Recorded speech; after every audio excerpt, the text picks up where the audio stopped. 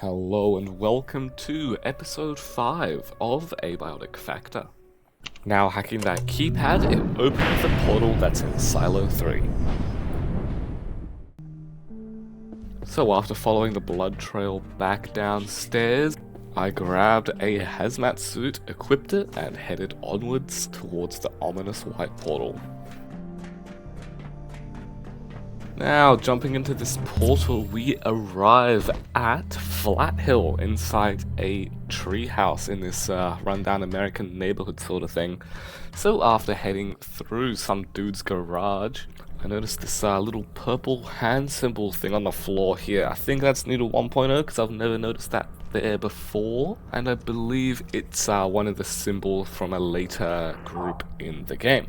So after heading into this shopping center and finding a dead soldier, I looted up this little shopping center area and headed into the next shop where there was some ice cream.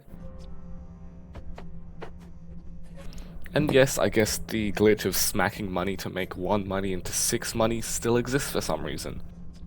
After storing all the ice cream in my inventory, I headed through a nearby vent and met Marion. At last you are here. You want out? Of course you want out. Like them, the giants. You are trapped here. But shut down the devices. Your devices. Remove the power cells. 1, 2, 3. You'll have your way out. But what then? When you've opened your door, what then? Hey?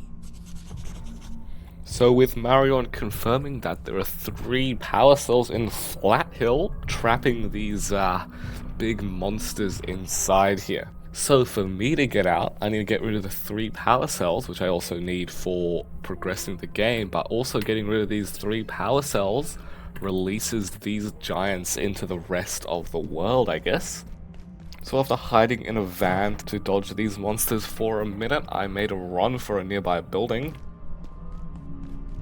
But the doors were locked, so I had to wait for the dude to walk past and I could make a run for it while he's not looking. So as he stepped away, I made a run for the little park that's at the end of Flathill. And with the sound of footsteps closing in, I ran into a bathroom to hide. Now in this park, I believe there are 2 monsters, one there in the distance. And after heading to the other side of the bathroom, I guess the other one is camping me right outside. So after waiting for that one to run away, I made a dash for the exit to the park so I could get further down into Flathill. Luckily that guy didn't see me running behind him, but unfortunately this one does spot me as I make a run for this building. Now as that monster chases me, I have to run up into this building, but luckily find safety in this little room. Now here we learn that these dudes are called composers. Now heading up the ladder onto the roof of this building, we find the first of the 3 power cells. Now picking up this power cell does open this portal nearby. Now heading into this portal takes me onto another rooftop, where there's a conveniently labelled vent to go into. Now heading through this vent, I find myself inside the arcade of Flathill, which I will be back here to pick up some of these arcade machines and posters and other decorative items later when I build a cool looking base, so yeah, I'll be back here. So after looting all the food from the arcade, I head up the stairs to find a Dr. Mance report. Dr. Derek Mance reporting, Research Director. IS-064 seems to sing to itself, if you could call it that, emitting a series of resonant tones suggestive of communication. The cavities that create these sounds appear to be the same cavities the creature uses to ingest anyone who comes within reach. So with Dr. Mance teaching me some more about the composer, I headed out onto the roof of the arcade where we can get the second of 3 power cells. Now again, picking up that power cell opens another portal, so after heading into that we find ourselves in the library. Now this library is guarded by, I think, 2 composers. So after waiting for composer number 1 to walk out the way, I made a run for the little fallen bookshelves as a ramp to get on top of the bookshelves, and after a very close jump, I get to the 2nd level of the library.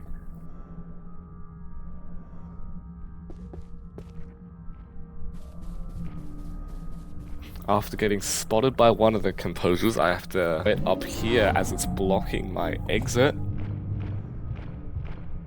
So after trying to bait it so I get more time to run, I accidentally anger the 2nd composer, so now with 2 composers on me, blocking my exit, I have to try to bait them away so I can make a run for the exit.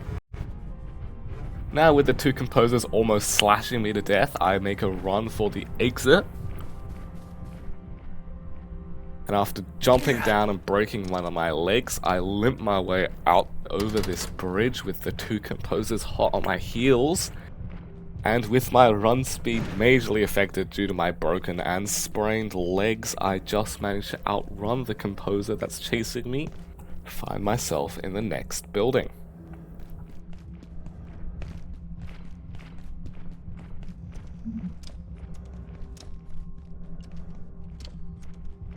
Now in this next building, fixing my leg up, I go to the 2nd floor of this building where there's some office computers or something like that. And there's also a computer here, which had some more information on the composers.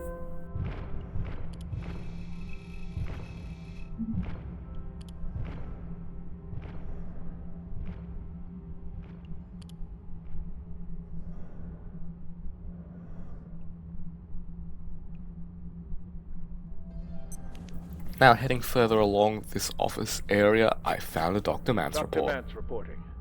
On the advice of Keystone, Gate has established a facility here in Flathill. We judge it unwise to advertise our activities, so for the time being our presence is, necessarily clandestine, if not a bit syrupy. The location was selected for the convergence of certain geomagnetic forces that amplify the power of our perforation equipment. We stand poised on the brink of an entirely new technology. I'm convinced of it. Now heading up the elevator onto the top level of this building, I think that the composer is just hard-coded to camp the elevator there, because every time I've been here, it just stands there, just waiting for me to come out the elevator. So after hiding in the elevator for some time, the composer goes back to its camping spot, so I make a run for it out. So with the composer actively chasing me down, I run through all the server racks, finding myself stairs to get to the higher level. And after hiding in this little maintenance corridor looking thing, which doesn't really help me, I find a shortcut on top of all the servers, so doing some epic parkour up there and almost getting stuck on the ladder and dying. I head up onto the roof of this level where we find the 3rd power cell. Now picking up that power cell opens the exit out of Flathill, so after getting one final good look at Flathill, I jump through that portal. I find myself back somewhere in the office sector with the floor all electrified. So after heading through this door, we meet my 2 most favorite characters of this game, Abe and Janet. That was a very, very bad idea. Just breathe, Abe. We'll get through this just fine. It knows we're here, Janet. There's nothing holding it back. Flathill is open. You'll have to forgive my colleague, Abe. He's had a bit of a shock. We tried to get out through Flathill, and, well, some people died. Then, some genius deactivated the composer containment system. So, clearly, we need to find another exit out of here. And that's looking like Manufacturing West. I don't exactly enjoy the idea, but our options are limited. The fog is coming. Janet, What are we going to do? We're going to head through manufacturing, then take the surface tunnel out of here. When you're ready, Abe. So, just try to calm down. Manufacturing? It's huge. We'll never make it. I'm 83% sure we're doomed. I told you, it's gonna get worse before it gets better. So with Abe and Janet telling me that the best way out is through manufacturing west, I guess that's our next goal. So after heading back down from level 3 where I was, I headed off to bed, and yeah, I'll cut it for an episode here. We've fully finished Flathill for now, got our power cells, and in the next episode, hopefully we will go unlock manufacturing west.